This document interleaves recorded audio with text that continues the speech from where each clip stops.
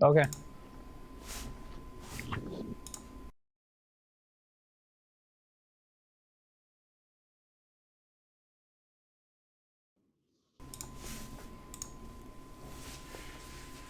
Hello, everyone. Thank you for joining us this week. We're moving into the beginning of week 2 of our coronavirus quarantine here in Philly. And I'm joined here today with James, of course, Jason, and as well as Gershom to talk to you guys about what's going on currently, in the news cycle, what's going on around the world right now. I just read an article saying that Delaware State just issued a stay-at-home order that's going to remain in effect until May 15th, guys. That means that people have to stay at home until May 15th, and businesses are going to be closed until then. That's wow. That's like about 2 months from now. Isn't that crazy? Yeah, that's quite interesting. Actually, the UK just issued a ban on a gathering of over 2 people. Mm-hmm. So, like in the UK, this right here will be illegal. Illegal, right? Because it's only 2. It's crazy. So, yeah, things are, really moving at a rapid pace. There's a lot going on. And I believe there's a lot that we can talk about today, kind of get people, some thoughts of what we're thinking about certain things and so forth. So I'm excited to be a part of this podcast today. Mm-hmm. I feel the same way, actually. As the world actually started to close its border, and more nations and, countries, cities, townships start to close up their borders and making more of these restrictions.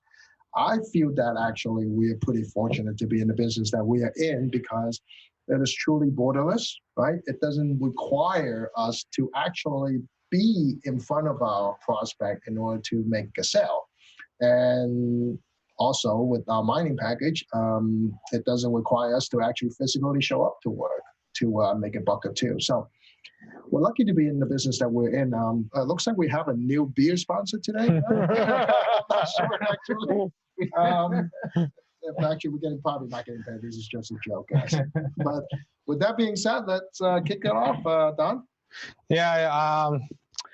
Yeah, we're not being sponsored by any beer company, guys. I just feel that in this time, when a bunch of stay-at-home orders are in effect, we need to find something to relax ourselves, right? But not only relax ourselves.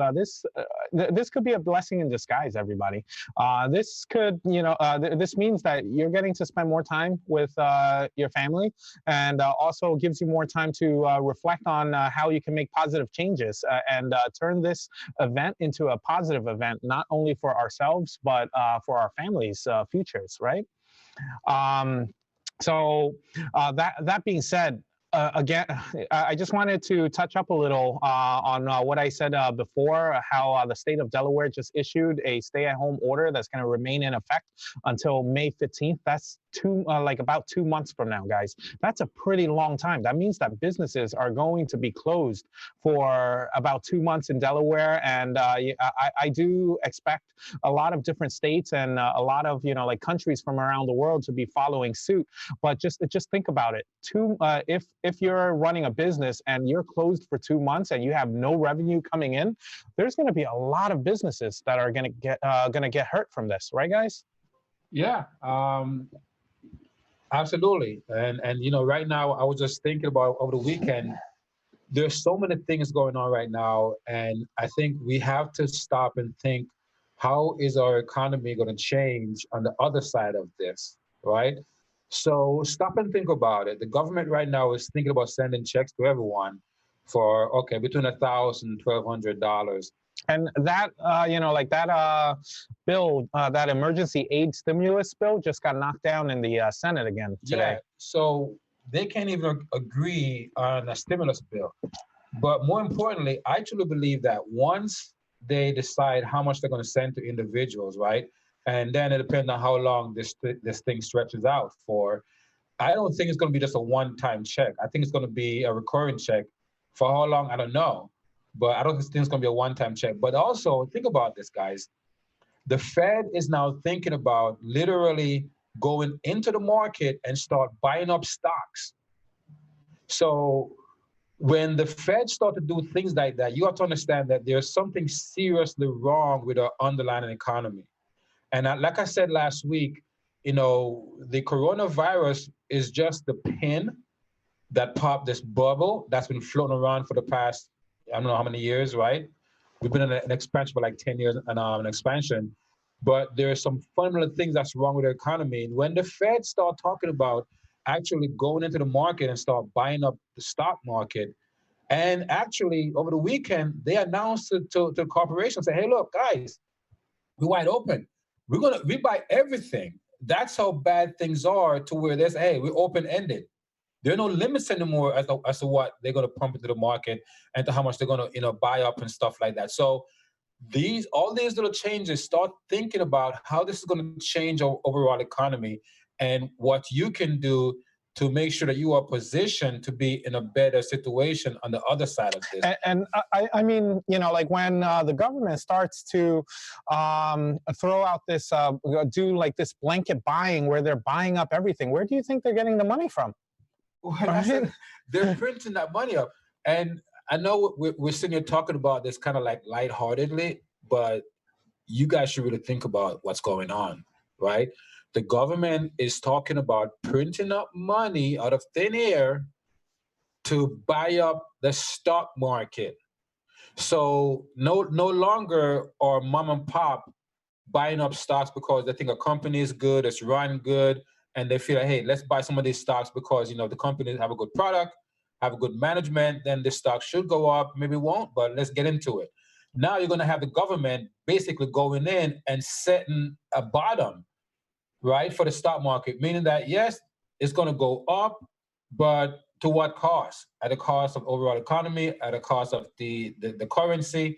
When you think about it, in Venezuela not too long ago, their stock market was hitting record highs almost every day, but their economy was in the tank. And I think that's what's going to happen to us. We're going to see our stock market hit new highs when this is all over and done with, because the government is going to be in there buying up all these stocks, right? It's going to blow the stock market up. But what's going to be happening to the underlying economy? And that's my concern. Mm-hmm. I look at this as almost like, we're taking money out of our left pocket and paying our right pocket, right? Mm-hmm. At the end of the day, you're just treating the symptoms, but not the underlying problem that is going on. So I think Gershom and Don put hit it right in the head, that we have to be looking at this at its source and not just taking money out of our left pocket and put it in and pay our right pocket and say, hey, problem solved, And also, one of the things I wanted to point out, right? Everybody needs to take this very seriously, not only from like a financial standpoint, but first and foremost, everybody needs to make sure that they are self-distancing themselves, and not going out there always gathering in groups, having a beer. Everyone has to stay safe. That's the most important thing first, even before you take a look, reflect on your finances, right? So I just read this research from I forgot where I read it from, but it was saying that it's not only a person-to-person transmission, guys. This coronavirus is not only transmitted through interaction with people, but we have to sanitize our surface areas a lot more frequently too, because this coronavirus, it can survive on surfaces, all the surfaces that we touch, right? It can survive about 3 hours in the air, 4 hours on copper, and up to 24 hours on cardboard. And then it can survive up to 2 to 3 days on plastic and stainless steel. So just keep in mind that when you're going out to, buy your food from the supermarket, everything that you're touching, keep in mind after you touch it, don't touch, your face, your eyes, your nose, your mouth, because that's where, the coronavirus kicks in. It's not transmitted just because, you touched the virus, but it's when you touch your face or other open areas in your body. That's when, the coronavirus kicks in. Mm-hmm. If I may also add, also it can be if somebody who's already infected and when you go use, let's say, even a public facility or public bathroom, make sure before you flush it, you close the toilet lid, because as you flush, all the energy pushes the waste down. It actually pumps all these little micro bubbles out into the air, and you can't see it, you can't feel it, but they're up there, and that's another way that it can affect a healthy person. So the one thing I want to add to that is, so let me tell you my thought process, right? If this coronavirus is as bad as it is, you're going to get it. So here's why I say that. And I think, there are some sources that are projecting about 80% of, the population is going to get this coronavirus at one time or another. You're going to get it. So, okay, so let's start from there. You're going to get it. And if you do get it, just think of it this way. It's going to be the flu, maybe 5-10 times worse than the flu, but it's the flu. So you're going to get it. If you're healthy, you have a good immune system, you should get through it.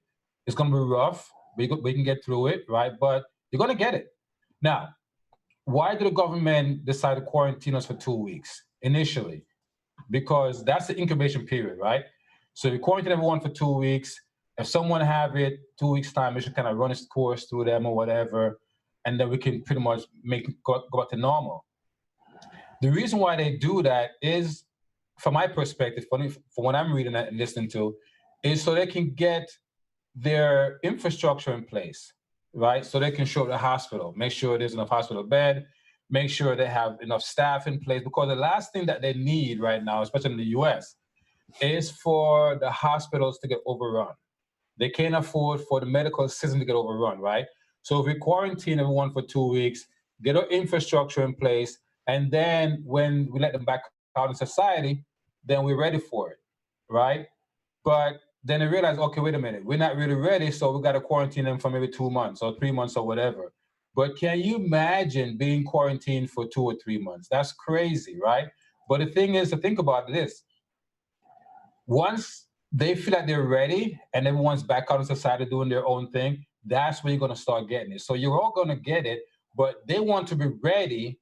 So when we start to get it on a mass scale and we go to the hospital, they can handle us. They have enough bed, they have enough nurses, the doctors, and respirators. So that's what this whole thing's about. They want to make sure that the infrastructure is ready, so when we go back out in society and start mingling with each other again, the hospital system doesn't get overrun. That's my take on it. But it's not only that, right? Yes, I do see it that way too. I do see that they're trying to get the infrastructure ready, but it's not only about having the infrastructure ready. They want to avoid that worst case scenario where 80% of the population is going to get it. And we should really do our part to limit the human interaction. We should really do our part not to go out unnecessarily. Yes, I understand if you have no food in your house, you have to go to the market, but just practice a lot of precaution when you're in the markets too. Don't go touching everything that you don't need to. Don't get too close to other shoppers. Try to stay late. I think the recommended distance is about 6 feet away from each other. Yeah, so practice all those things, because when you practice all those things, that gives you a shot of not contracting the virus too. And yeah, if you're not interacting with anybody that's sick, then how are you going to get the virus, right? Well, I always like to bring up the example of my great aunt and great uncle who lives in China and went through this self-isolation period. I mean, they're 88 and 92, and they both have underlying health problem. But guess what? They both, survived through the pandemic in China, which is a lot worse than what we're going through over here. But they both survived. They survived not because they have the greatest protections or hand sanitizer. They have none of that. The only reason why they survive is because they self-isolate themselves. They only go out when it's absolutely necessary, which is to get the food, right? And they bring it back and they cook at home. In fact, they don't even eat out because there's a risk of, ordering takeout from a restaurant where you don't know if the chef is infected or not, right? There's so many people going in and out of eating facilities, so you don't know. So they even minimize that risk. So that's how they got through the crisis in China. So. And then also another thing I wanted to point out is, guys, please, like when you're reading up and sharing information with each other on your social media and stuff like that, please verify the sources too. You don't want to be a part of the problem either, where you're disseminating false information. So one of the things that I see that it's currently, going around Facebook and social media is the theory that if you're you can self-diagnose if you have coronavirus or not. If you can hold your breath for at least 10 seconds, that means that you do not have coronavirus. So I did do my research on that, guys. That is not true.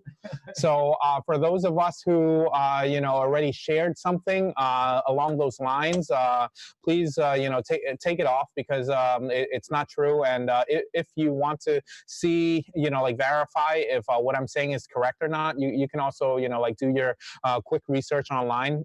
There's a lot of articles that is being pushed out there right now, trying to debunk the different myths surrounding this coronavirus, because the last thing you want to do is have a person believe that they can self-diagnose themselves and not and actually have the coronavirus and not show up to get medical attention, and then go around spreading it to other people. Right. Yeah, so I think it's going to be very important, and it's not only for coronavirus, right? It's generally true for everything. Before we want to share information, we should do our part and just verify the information first, and make sure what the information we're sharing is the correct information. Absolutely, I totally agree with that. But let's switch gears a little bit. And I want to get you guys' thoughts, particularly you, Don, and also Jason. So the government or the Fed just announced that they're open to buy up everything. They're wide open, right? Whatever. And the market is still tanking. So, well, see, so a little correction there, Gershom. They're suggesting that they're open to buying it, but the Senate bill has not passed yet, which means that they don't have the ability to yet. And because the Senate bill was struck down for the second time today, that's why as soon as it was announced that the Senate bill was struck down, and the government doesn't have the authority to go out and a blanket buy right now, that's why the market's just tanked. So basically, the market is waiting for the stimulus bill to see exactly what authority they're going to have to do what before they react. Exactly, and one of the articles that I read was right after, and I saw this live action in the market as well. As soon as they announced that the U.S. coronavirus stimulus bill was not approved yet, and it got knocked down the second time, immediately the Dow dropped by almost 600 points. Wow.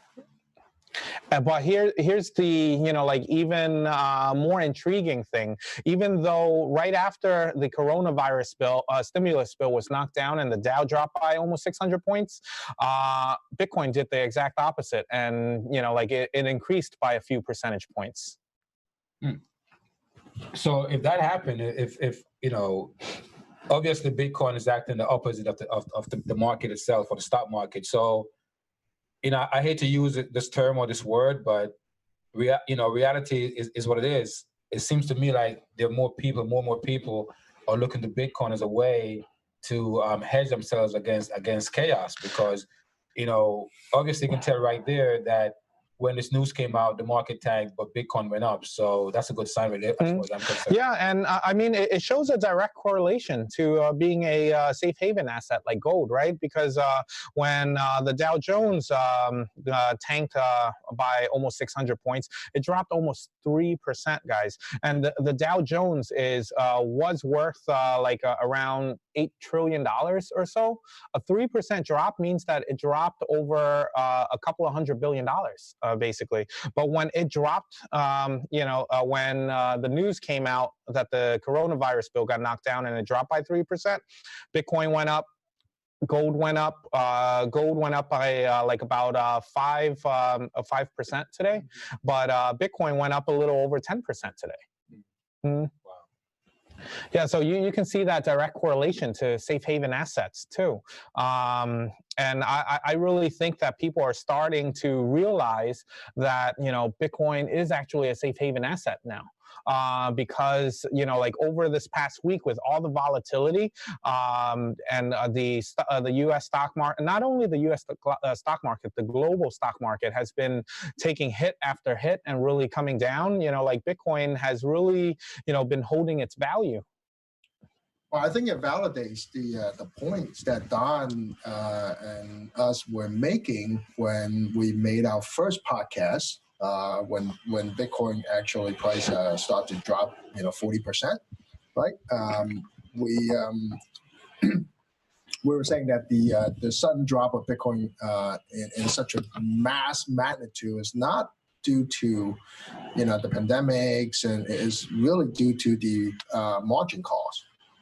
And which later has been verified by many other experts, and you guys can go back and look it up, listen to our first podcast, and or do some Google research yourself. And today, as these margin calls are behind us, we can look at Bitcoins and gold as sort of a safe haven or inflation hedge for a lot of people, right? As the unlimited QE, quantitative easing, or as the government around the world start pumping out and printing more monies and buying up all the, government bonds and buying up a lot of corporate bonds. That's another one of the proposals that they're proposing.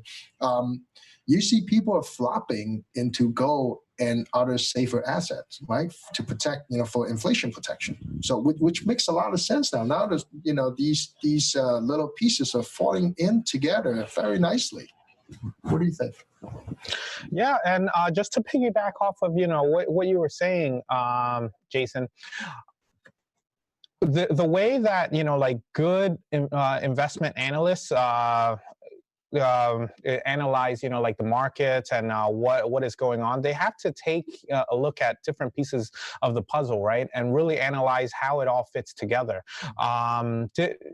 Different predictions, different analysts, analysis for coming from these analysts, it doesn't necessarily always come true, at that specific moment, but because it needs all the pieces to start falling together in order for that projection to come true. And what I really see right now is all the pieces for Bitcoin is kind of like falling together. All the puzzle pieces are starting to fall together, and we're really seeing that Bitcoin is validating itself as another form of safe haven asset. Because if you're thinking about it, not only the U.S. government, right, but a lot of different governments from around the world has already announced that they're going to be printing more money. And the more well acquainted, the more well educated, people that is tied to the finance industry, they know that governments printing more money means higher inflation. And when you have higher inflation, they need to find a safeguard against their money losing value, right? They need to find something that is considered a deflationary asset, like your safe haven assets like gold, and now Bitcoin is validating itself too. Gershom, I saw you share with us a very interesting photo of the inflation, the value of the dollar since inception to about 2013. James, can you pull that up for us? Yeah. Can you elaborate a little on this? Well, while James is pulling that up, I want to kind of like give my thoughts on the whole Bitcoin and gold as a safe haven. I believe that at some point, yes, initially, I think, when there's crisis in the traditional market, I think you're going to see a lot of people running into other assets like gold. So gold has established itself as a safe haven for many, many years. People have been using gold for like 6,000 years, so it's not going to go anywhere. And I do see that people are now warming up more and more to Bitcoin as that new safe haven asset. And I believe that, in the beginning, you will see gold and Bitcoin rises together as a safe haven. But at some point, I think they're going to decouple.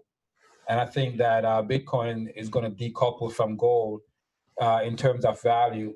Yes, you're going to have those people who are traditional people. They will always, stick with gold and precious metals and so forth. But I think you're going to have a larger class of people who's going to be going more towards the Bitcoin route. And also, so think about it, right? Right now, I think in the gold market, in the gold is around $7 trillion in terms of market cap, right, in gold. So if $1 trillion were to go into Bitcoin or cryptocurrency, can you imagine what that would put the Bitcoin price at? And I don't think that's too far-fetched. And so I believe that, yes, as these two assets establish themselves as a safe haven, I think at some point you're going to see Bitcoin decouple from gold, because some of that money that used to go into gold is going to go into Bitcoin. And if we have just maybe 10% of that, go into Bitcoin, then we're going to see a whole different ballgame. Now, so that image, right? If you look at it, when the dollar was introduced to our society back in 1913, you can see how the dollar have been losing its value year over year until where we are today. So right now, the value of the dollar is around 3 or 4% to what it used to be. So, and I mean, I really want you guys to really, really think about this, right? Look at where it is right now. Just look at the image on your screen. So where do you think it's going to go from there, right? So why would you wait for that value to go to zero? You should right now be positioning yourself to be in some other currency or some other asset that is going to leverage you away from the dollar that's been inflated away. And that's not a joke. That is a real image of what the actual currency is worth today. And so I implore you not to wait until the dollar is completely lose all its value. Because think about this. Throughout history, every single fiat currency has always gone to zero. And we are heading that way. And so, it doesn't take a rocket scientist to see what's going on. And you should be thinking about what other asset you want to be in other than an asset that is dominated by a fiat currency. Wow, that's really deep, Mr. Gershom. Yeah, guys. Also, just a quick, something else on a quick note. If you like our podcast, if you like what we're talking about, please, if you could just give us a thumbs up on Facebook and on our YouTube page. It's going to, help us go up in the rankings.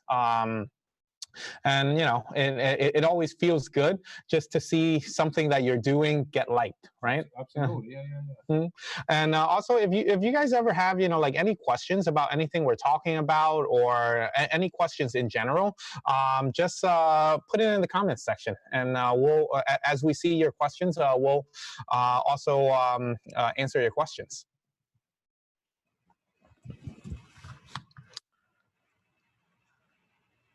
And, I really think this quarantine period, even though it's starting to stretch out a lot longer than what everybody had originally expected, things are starting to get real.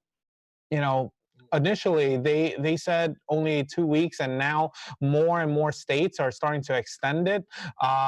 James, what is the quarantine like in California right now? In California right now, it's everyone's been ordered to shelter in place. So that means you can only leave the house if you have to go do something essential, and they're defining essential as going to go obtain groceries, going to the pharmacy to refill or pick up medication, or to take care of family members. So it's basically just the bare essentials running. Even a lot of the fast food places in California, we're very much a car culture over here. Fast food's pretty much a staple over here. Only a few fast food restaurants are still open. Things like McDonald's are still open, but it's spooky. Yeah, that's pretty much what it's like over here in Philadelphia too. And in Philadelphia, they were just recommending people stay at home before for at least 2 weeks. And officially yesterday, the mayor had just issued a stay-at-home order because over the weekend they still saw hundreds of kids, playing basketball at the parks and stuff. People aren't really taking it as seriously as they should be. So they here in Philadelphia, they officially shut down, like all the parks and issued a stay-at-home order as well. Everyone should take this seriously, guys. Gershom, you wanted to? Yeah, absolutely. I wanted to ask James, so what are they doing to enforce the stay at home? I mean, do they have like cops on the street? I mean, what are they doing? Is it kind of like It's pretty much suggestion? unenforceable, You guys, just in the sense that the healthcare system is going to be fragile. Law enforcement is going to be standing by. They're trying to release nonviolent offenders or to minimize the impact on the jails and prisons. All the public services are in a very fragile state, so they're not really in a position to en masse at scale enforce some sort of martial law, or to have guardsmen and women or police officers in the street forcing people to stay home. There's a little bit of an honor code going on here, but in New York City, Cuomo has been getting very serious about that. He was so upset visiting New York City on Saturday, seeing everybody in the parks, and I believe he verbatim said it's self-destructive, it's inconsiderate, it's disrespectful, and it needs to stop. It needs to stop now. So, in places like New York City, I think they're going to ramp up measures and take it to that next level. Here in California, not quite yet. The National Guard has been is activated. So they're going to be helping. The Army Corps of Engineers is going to be helping to set up makeshift hospitals, and just going to be playing a role in distributing supplies and giving out food, things like that. Yeah, so I really think, working on the honor code system, that's just the first step. And they don't have to, they're not going to elevate it to the next level of, declaring martial law and stuff like that unless they have to.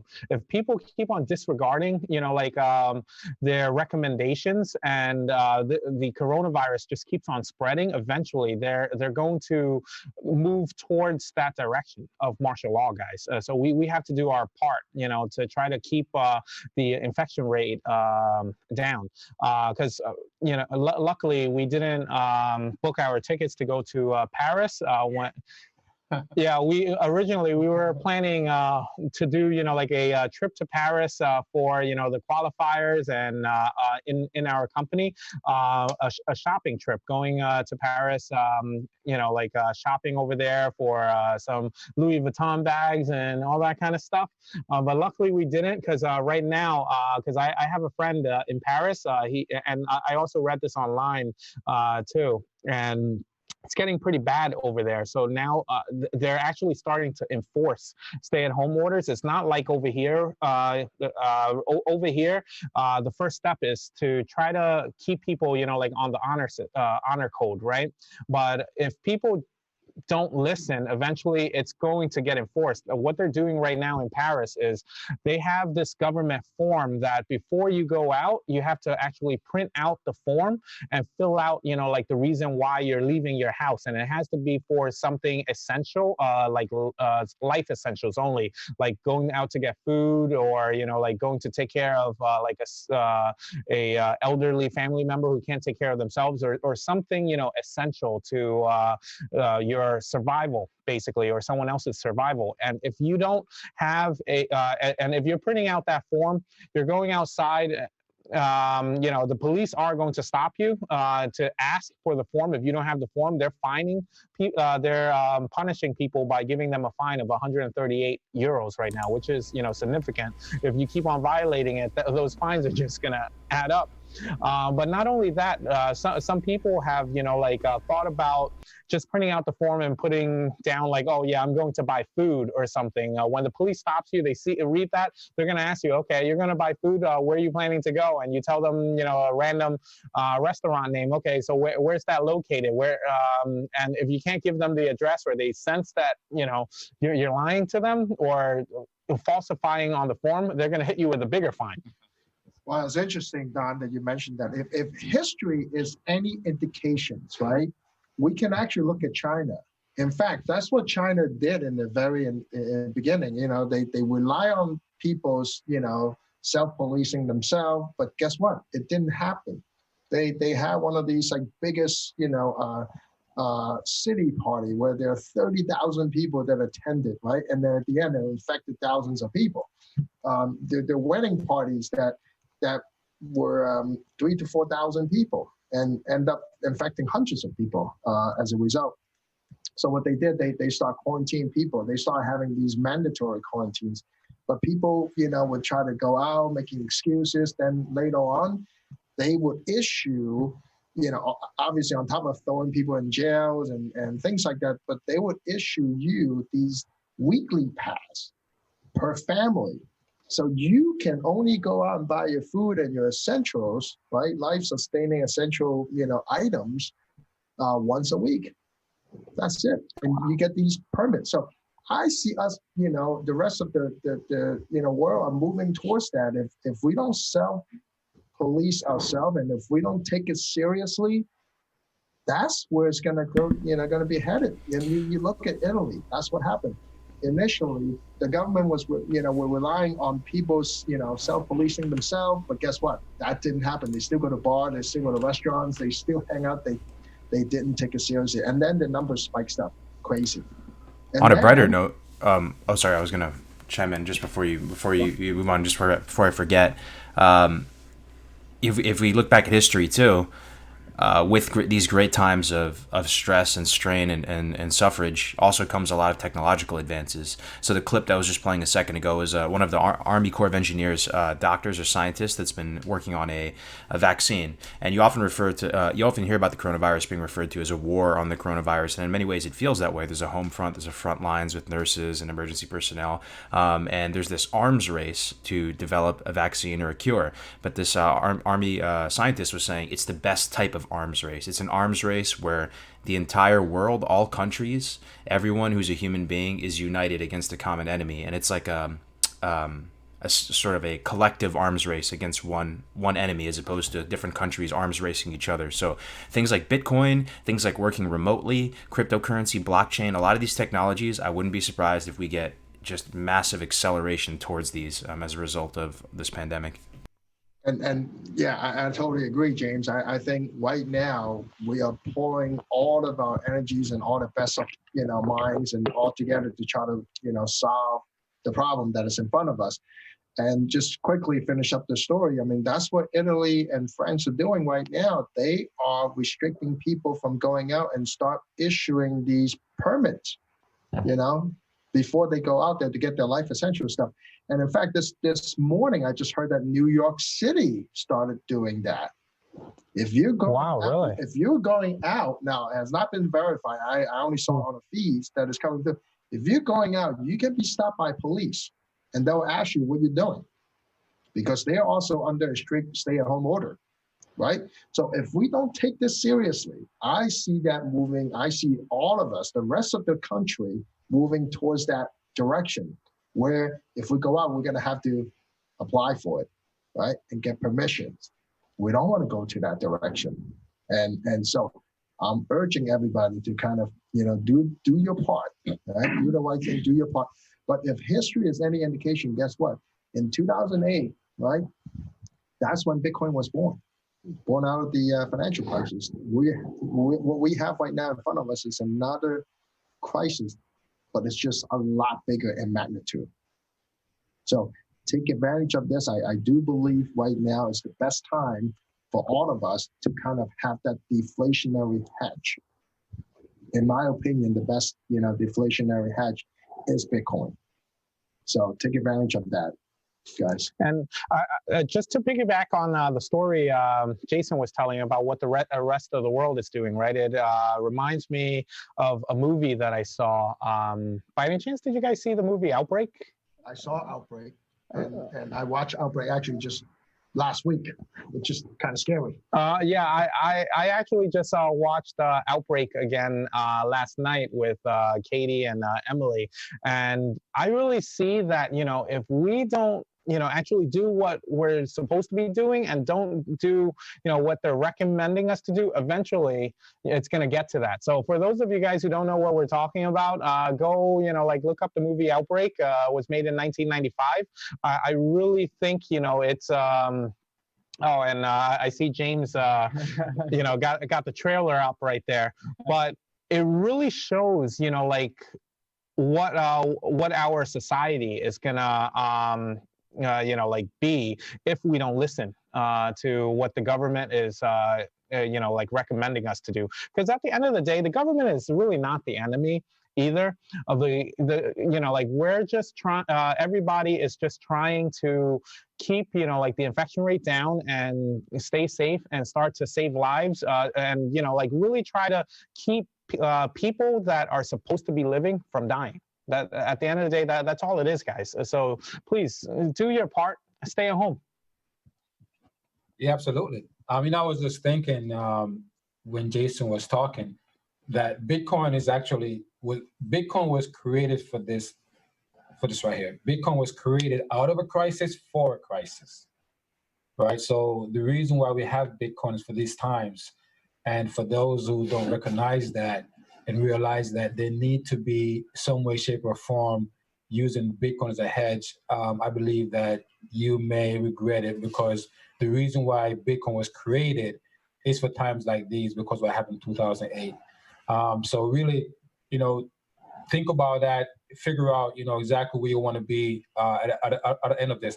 I was also thinking, I don't know, you guys can remember this or may have read it someplace in history. I can't recall anything that I've read where the entire world was shut down. I know that different countries were shut down because during wartime and stuff like that, but I can't recall ever reading in any period of history where the entire globe was on lockdown. Not the entire globe, but I heard an interesting story from my dad the other day, Gershom, where you're familiar with Sir Isaac Newton? I think he was an English scientist or whatever. He discovered gravity with the apple falling on his head from the tree. Yep. Apparently, he discovered gravity as a result of some huge pandemic plague thing that was afflicting, and everybody was supposed to be on quarantine, kind of social distancing, before all those buzzwords. And these great periods of stress and suffrage and trauma, light a fire under everyone's butt, right? And that made him discover gravity. That's all. Just interesting. That's awesome. No, that's actually awesome. So you have to think about it, with all these economies shutting down for months months on end, right? What's going to happen to an economy when we try to get the economy going again? Mm-hmm. Sorry to interject a little here, Gershom. I think what James is trying to say, with that story, is there are good things that, comes out of bad scenarios too. So it depends on, how we look at it. So really, use this time not to panic and think that it's the end of the world, but use this time to really reflect on what you have been doing, where you were, where you are now, and where do you want to be, after all of this is done and said. Absolutely. That's what I was getting to, is that think about what are some of the things that are industries or technology, that you think is going to benefit from this shutdown, and then position yourself in those industries some way, shape, or form. That way you can benefit from the good part of this, because yes, everything have a silver lining, right? But will you be a part of the silver lining? And I think Jason said something earlier, either Jason or James, is that now with blockchain and cryptocurrency, this new technology is going to be a part of our new economy in a big way, right? In a big way. And so don't sit on the sideline and don't figure out, what you need to do to make sure you are part of this new economy. And I can't help but think about it. It feels like this crisis gave the authorities an opportunity to implement some things in the economy that they wanted to do but couldn't do it. And so, they have a saying that says, "Never let a good crisis go to waste." And I really feel like that's being used right now. We have a crisis, and I strongly believe that the authorities is going to use this crisis to implement certain things that they've been thinking about. And, we don't know what it's going to look like yet, but I strongly believe that when this is all over and done, and the population get back to some kind of normalcy, I believe that things is going to look completely different from what we're used to. And if we're not ready or put ourselves in a position to benefit on the other side, we're going to be in serious trouble.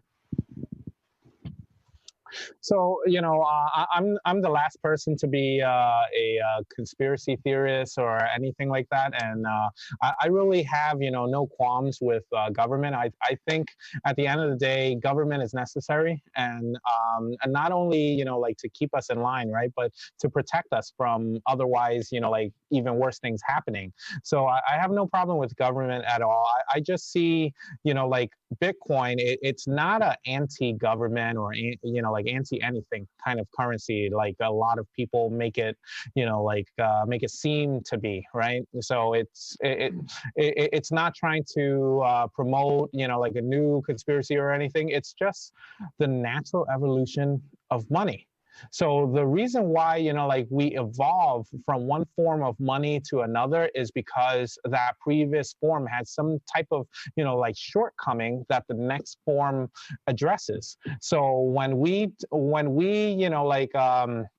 went from from seashells, using seashell, because we went from from the bartering system to seashells because, the bartering system is just so inefficient, and you can't really put, a value or agree. Everyone can't really agree on a value that, okay, this, I can trade this chicken for this goat, right? They're the same value.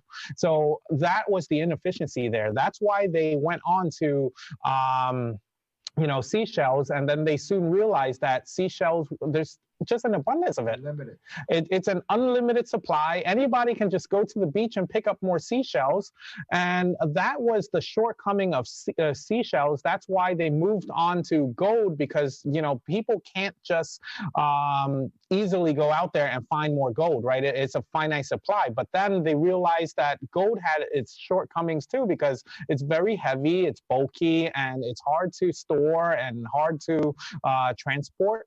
That's why they moved on to, fiat currency that like we know today. But at that time, they were thinking that, this government is a good combination of being a limited, there's going to be an unlimited amount of money. There's going to be a universal, value that is placed on it. And that's why they thought it was a good idea. And they moved on to money. And now they just realize, now we're coming to the realization that there is no, with this massive inflation, it's due to, governments being able to print out so much money. And there isn't that limited supply factor that people initially thought that would hold. Well, initially, our U.S. dollars backed by real gold was a very good idea. But what was not good is not good because our government, the people that were governing, our country, it greatly reduces their ability to go out there and try to stimulate to stimulate the economy or to do other projects that might otherwise needed, right? Or that they need more money for. And where can they find more money? Because every dollar that they put out, they have to have a dollar worth of gold that is being stored in Fort Knox or somewhere, right? So that's why Nixon abolished the backing, and now it's being backed by the full faith and trust of the U.S. government. So, I mean, then what happened? Ever since then, we've been putting out money like crazy because there's nothing stopping them right now, right? And and I really feel like it's not only, you know, like the limited supply issue of the regular fiat currency, right? But it's because, you know, we have a lot of different countries from around the world. We have hundreds of countries, different sovereignties, right? And each sovereignty is issuing their own form of money. So it becomes a very boggled down process to kind of negotiate, you know, like, because right now there global trade, every single day there's a lot more globalization going on. So it just makes it very inefficient for business functions as well, for, you know, like one government to have to constantly, you know, negotiate with another government on different types of treaties in order to keep, you know, like their currency value based on, you know, like the global standards the same. There's no one true global standard right now, which is something that Bitcoin solves. Bitcoin is kind of like the perfect evolution of money, because it takes in the limited supply of gold, takes care of its inefficiencies to difficult to transport and store, but yet so it has the advantages of fiat currency, being able to, you know, like easily move it around, easily store. Now it's going, you know, just all digital, which it has just the advantages of both and the disadvantages of none of them. So I just see it as a natural progression in the evolution of money. And then now, if everybody, you know, like every single, you know, country adopts it as well, we have one, you know, like universal currency as well, that you don't have to rely on the negotiation experiences of all of your politicians to make things work and the global economy to, you know, like run correctly. Now you're just letting, you know, like everyday people and the market take care of itself, basically. And I just see that as a perfect progression of the financial evolution. Yes, I think that Bitcoin is definitely the evolution of money. However, I think the reason why a lot of government won't be on board with Bitcoin, because just like Don said, it has all of those things, right? And it could be the perfect solution. But the problem is it's an open source technology. And I don't think government will ever want to be a part of, you know, in terms of having a currency where it's open source, because when you have that, then they have to account for everything that they're doing, you know, all the money, whatever they spend, they can't hide it, right? So now they can spend money here. They have black budget, right? Where it's like a dark hole. We don't know what to do with the money, trillions of dollars, right? But if you have like something like Bitcoin, which is open source technology, then they have to account for everything that they do. It's right there for us to see.